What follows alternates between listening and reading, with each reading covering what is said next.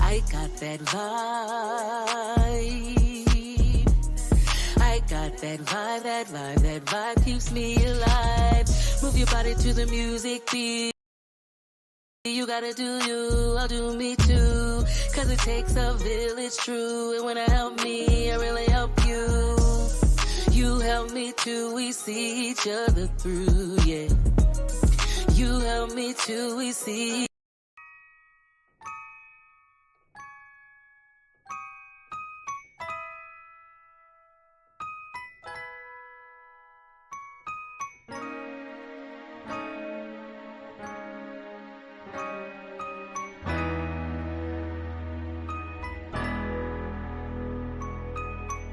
I may not be rich, but my rent's paid. $1 in a dream goes a long way. For every bad day, there's a good day. For every bad day, there's a good day. I may not be rich, but my rent's paid. $1 in a dream.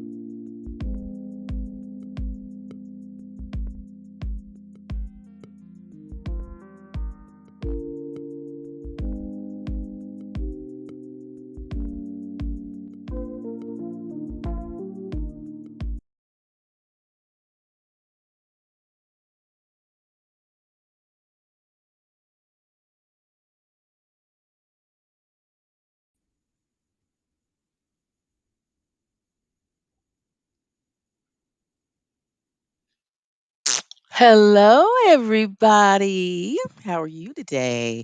I'm so happy to see you.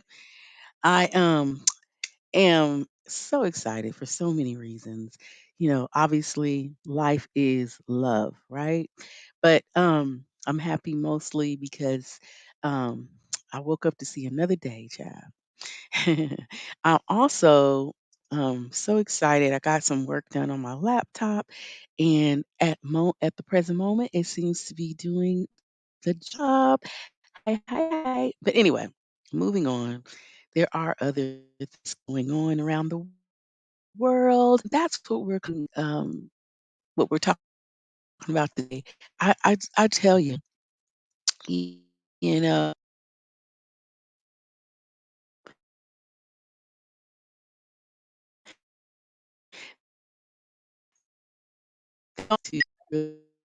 to really look at from for the most part.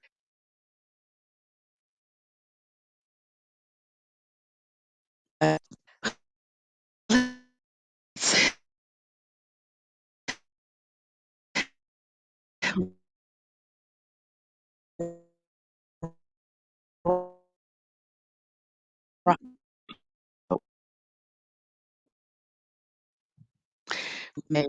Maybe watching me from my page www.live. So the from YouTube, which is amazing. Regardless of where you're watching me, I hope that you are enjoying my show. Um, I was talking to someone and we were talking about how much goes into the production of podcasts. I don't think people really realize it. So there's a lot to be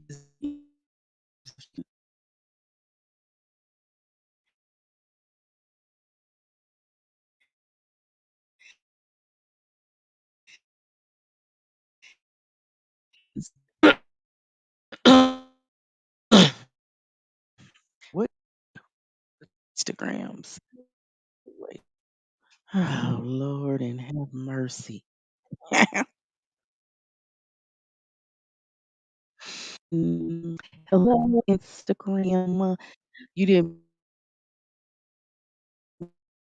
miss anything, but anyway, so and how much the world, many things, are definitely open for discussion, but it's just a crazy situation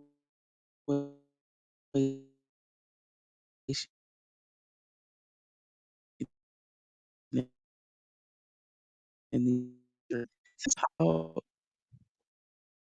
I hear myself in my headphones, and I can't figure out where it's coming.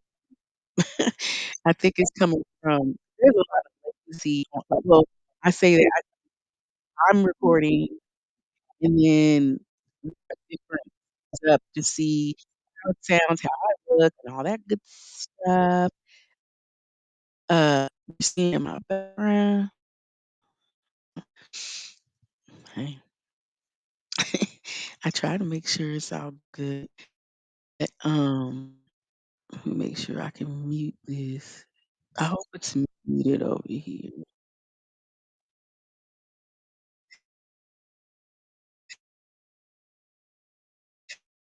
It's easy, but for the most part, I want to talk about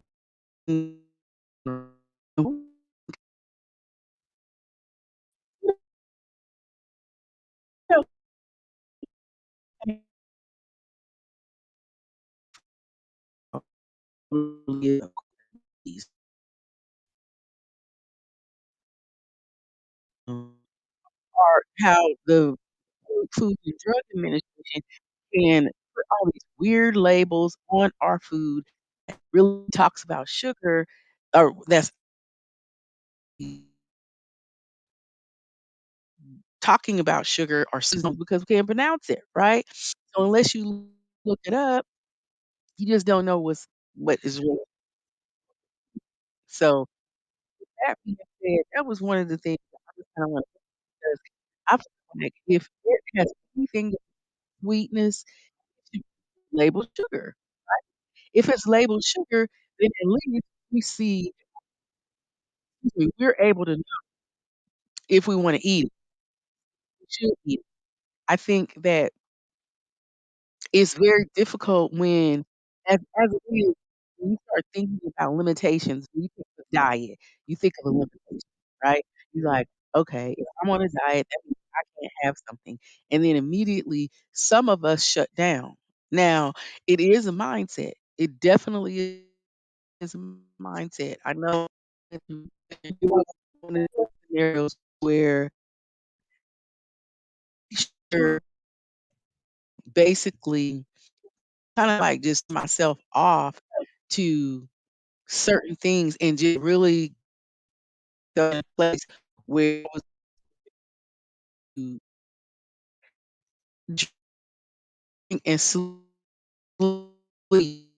I said I don't have so many to eat and drink and all that, and you get overwhelmed with the fact that you're having to do certain things to maintain a body weight, a body type, whatever it is that you're trying to do, or your health. So when it becomes a health factor, it's really something that you have to consider opposed to just like trying to look good. So that's one of the things. The sugars are included in the carbohydrates. These are things that a lot of people can look up, once you begin to decide if this is something that you're going to do and how diligent you're going to be with it, how proactive you're going to be with your health. Because I look at it as from a health perspective, obviously, and diabetes will mess up a whole bunch of stuff, but the reality is sugar is the culprit of a lot of things as well. So it's imperative that you learn about these things so that you can have um, be healthier, be wiser to what you're eating. And a lot of times when you start educating yourself about certain things that are not healthy for you, then you not begin to understand it more, but it also gets to a place where you might not even want to eat it anymore. And that's what's important to know. Whether or not it's something that you want to partake in, right? So the important thing is to first put things in perspective. Okay. So when we talk about sugar, I mean, we know sugar, a white powder substance that we put on our cornflakes, or maybe not cornflakes, but maybe you put it on, maybe you don't, in your car, you put it, on anything that you like sugar on. I know people who put sugar on their chili. Ugh, not I say, not I.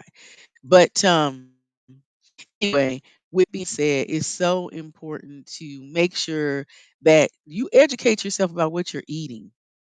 Cause like in my opinion, um, it's not it's not good just to be eating things that are hold on, hide that one. It's not good just to be eating anything. And then on top of it, you not know what you're eating. Um so sugar, like I was saying, you have, meats. We all know this. Meat, vegetables, fruits and vegetables, um, dairy products as well. People try to alleviate carbohydrates because they say that that makes them crave more food or whatever. And I know I the no and, and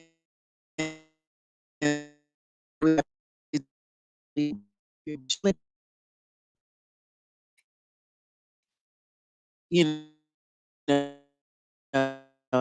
it's not to have carbohydrates. People are have um they are they have a wheaten allergen which is from gluten. So a lot of times they can't eat the gluten which is in carbohydrates as well, or anything that's with a wheat germ, which is, can create gluten issues. And even one thing to keep in mind is you could be going 30 years and never have an allergen to anything.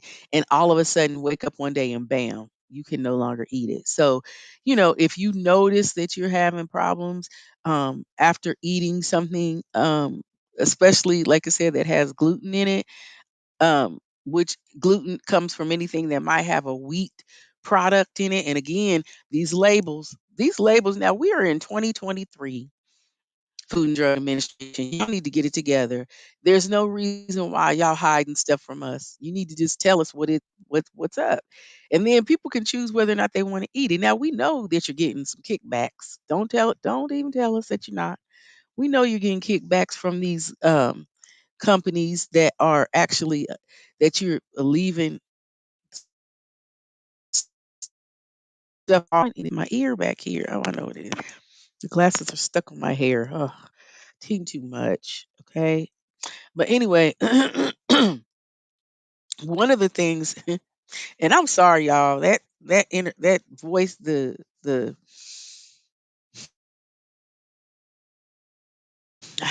uh, we'll talk about allergies in a minute. But I wasn't taking my preventative medicine. So basically, they're flared up. So sugar in the ingredients, there's a list. And for those of you that don't know what this list is, in the ingredients, everybody knows if you look on the side panel of the box or the can or the container, you'll see your nutritional facts. Okay. And your nutrition label and list out all the things that are placed in food that you're eating. Now, when I sit to think about it and I start thinking about some of the names of this stuff, it doesn't sound very appealing because, just take for instance, you have all these different things or whatever, but you like the cheese. It's delicious on your salad. It's delicious melted or topped on your tacos. But when you start looking at the facts, it's like, what on you? Um, there's so many different of sugar. Our topic today is sugar, and we were basically talking about the nutritional facts. So just some basic things about sugar. They're included, like I said, in the carbohydrates list in the nutritional facts and the information on that information panel that you have there. But they're also listed separately as sugars. So you have sugars, and then you have fructose, and you have all these other, different types of names for things that could be hidden as sugars. And, I'll list the links as I've always done for you all so that you can see what you can actually look for. But it's just ridiculous how much stuff goes to our food and we're not even aware of it. Okay.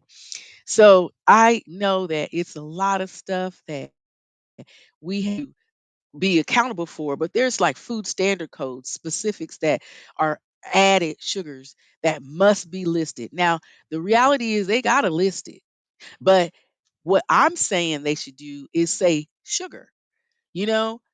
And even if they don't say sugar, write the word sugar and then do a colon or parentheses and put all the stuff in the parentheses or the brackets that are considered or react like sugar, because then in that way the individual can see just how many ingredients there are in that particular food that is an actual sugar. And then the killer part is if you have one sugar, why do you need all the rest? And the it preserves the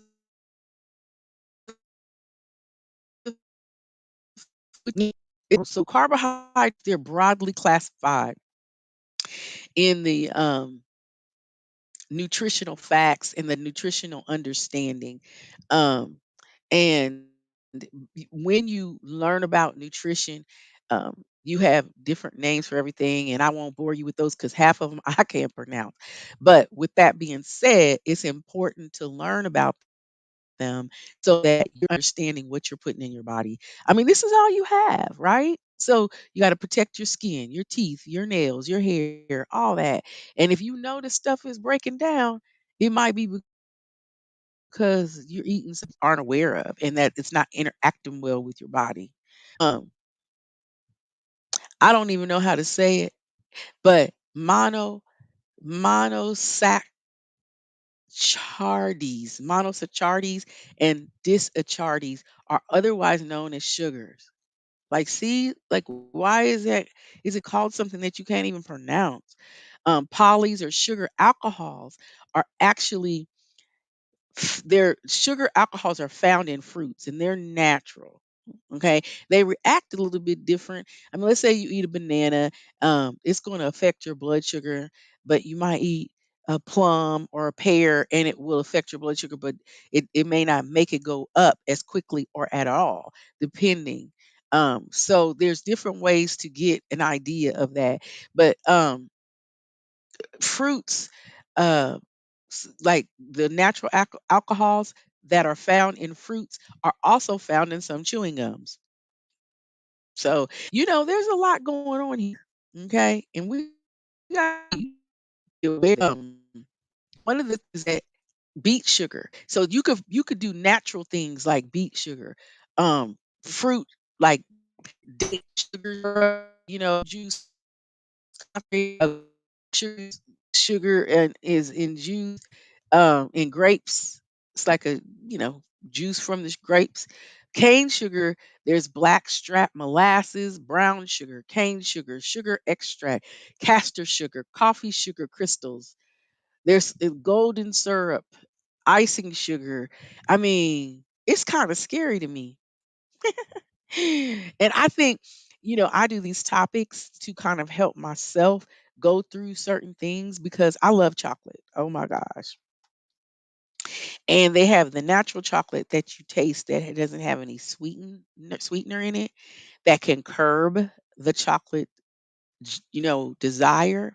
And so you can eat those natural sugars that you basically would find in that. You can eat a chocolate candy bar, for instance.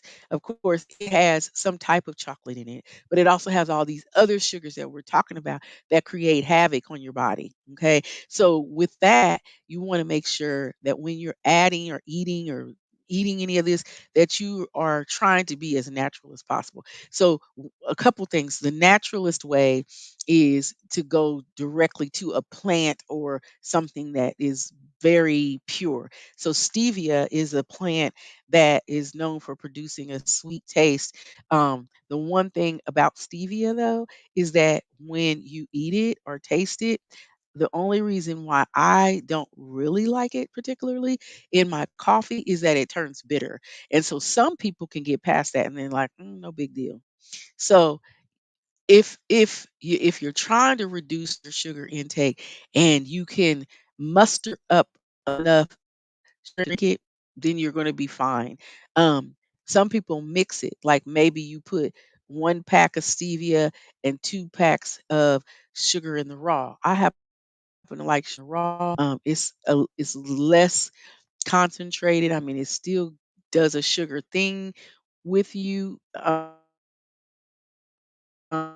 but it's supposed to be more pure because the cane that is raw product, if you will. Use sugar in the raw for a lot of different things.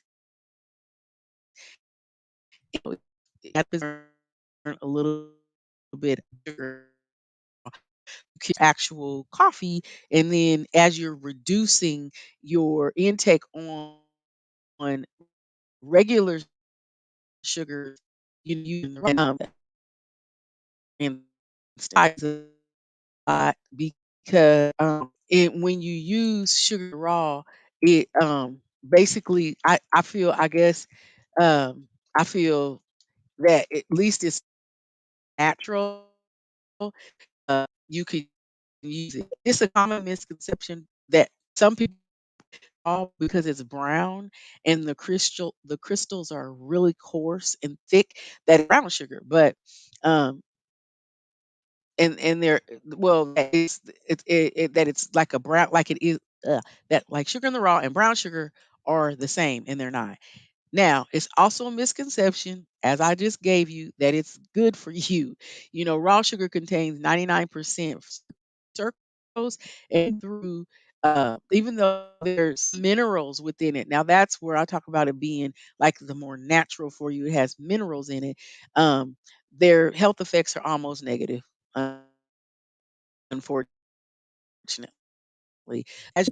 believe and just completely wean themselves off of things. It's like cigarettes. If you want to start smoking, they've come up with the patch, so some things you can't really do because you want to make sure that or you not that you can't do it, but it's harder to do. So when it's harder to do, you try and so that was just sugar is that I wean myself off with sugar in the raw. But I buy it in a box that has like maybe 200 to 500 packets. And so each packet is considered a teaspoon of sugar. And so I end up using four at the beginning before I start weaning myself.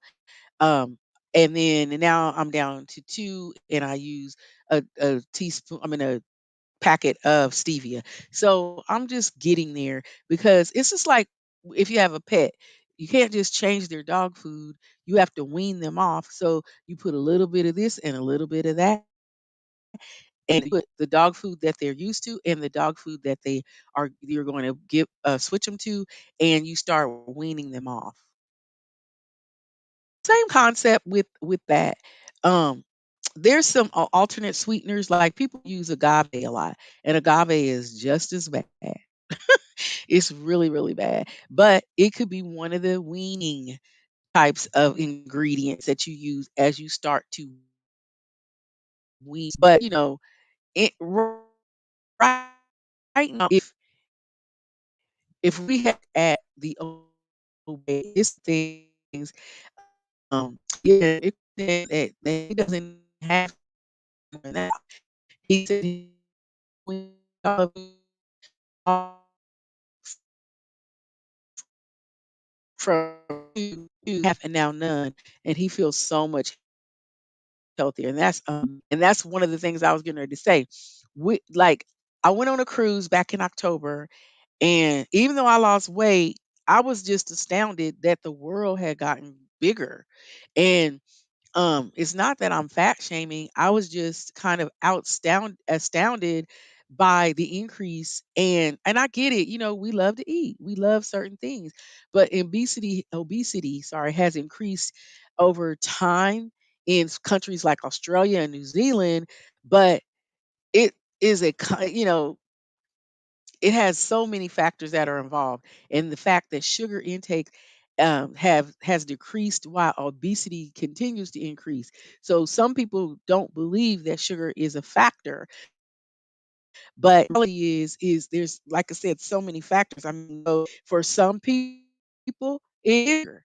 And even if sugar doesn't make a person obese, the reduction of it actually makes them feel so much better. Like Ikram said, you know, the BMI ranges like 18.5 or less is underweight, but 30 or more is obese for as far as weight and the BMI.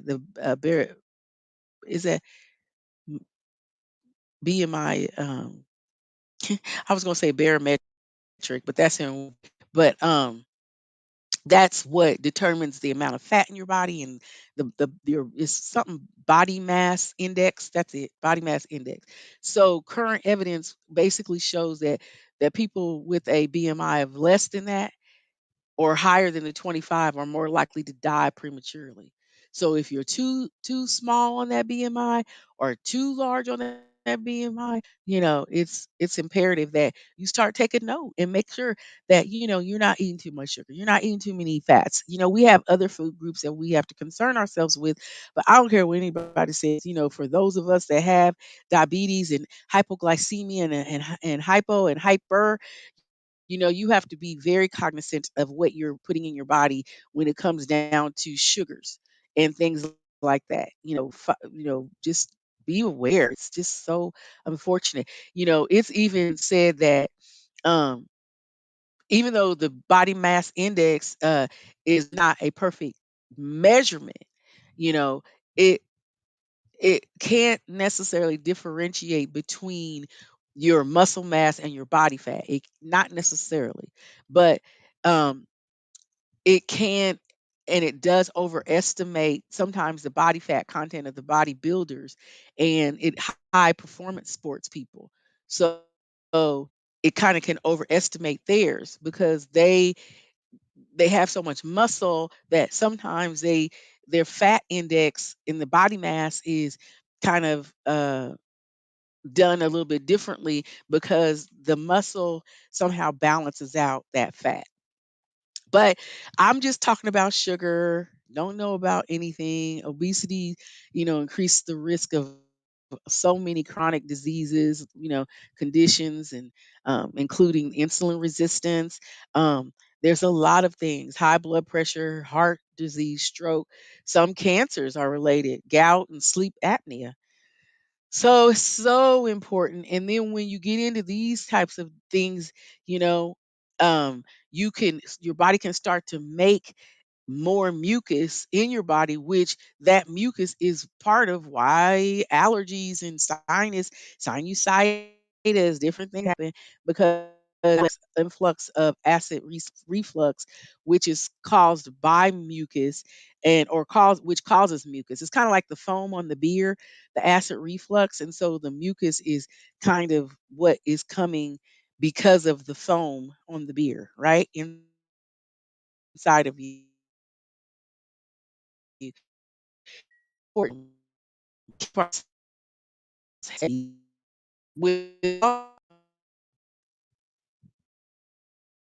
it if we kind of get our back on track with having to have you have to option. You have to and do you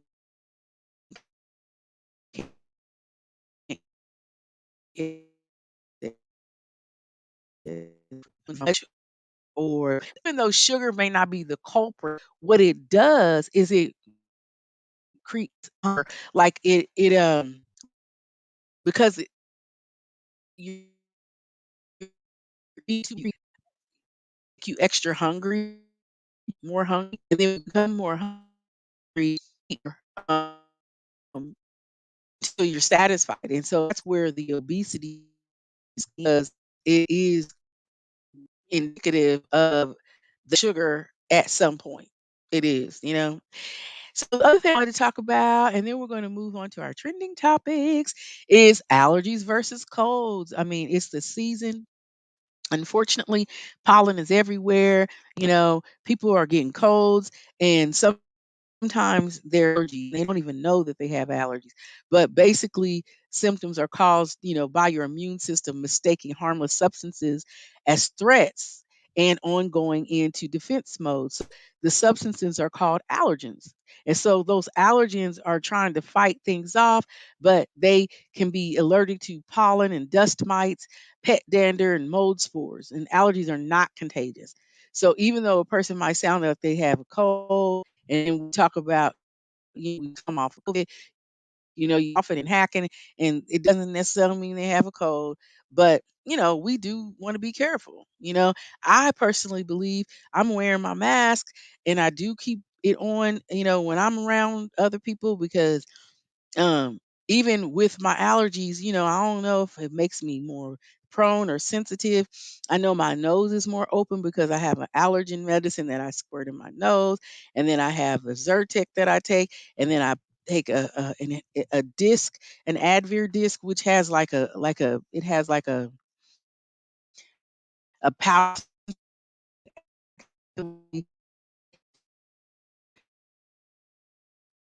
know, cold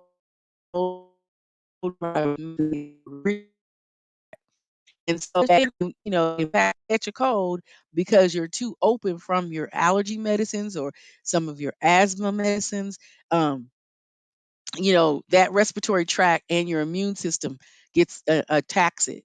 Once that respiratory tract is compromised and your immune system attacks it, or gets attacked. The immune system can't always tell, you know if it should be fighting off an allergy or a cold. So the symptoms are similar, but colds are contagious. So it's important just to be a little bit more aware of that and make sure you treat yourself and wear a mask. I still wear a mask. A lot of people aren't wearing masks, but I still wear a mask. But if you're sick, please, please do us a favor and wear a mask. So I'm going to sign off and I'll be right back with our trending topics. Got some good stuff to talk about. I'll see you guys later. Thanks for joining, but come back, okay?